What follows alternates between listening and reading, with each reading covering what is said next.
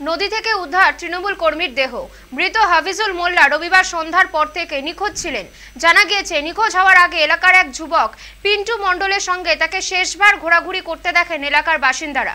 সোমবার সকালে উত্তর 24 পরগনার সন্দেশখালী থানার পুলিশ ছোট কলাগাছি নদী থেকে হাফিজুল মোল্লার মৃতদেহ উদ্ধার করে। এই ঘটনায় বেরমজুর গ্রাম পঞ্চায়েতের বাগদিপাড়ায় ব্যাপক চাঞ্চল্য ছড়িয়েছে। মৃতের পরিবারের অভিযোগ, পরিকল্পনা করে খুন করে হাফিজুলকে নদীতে ফেলে দেওয়া হয়েছে। অভিযোগের আঙুল উঠেছে পিন্টু মণ্ডলের দিকে। এই ঘটনার তদন্ত শুরু করেছে পুলিশ।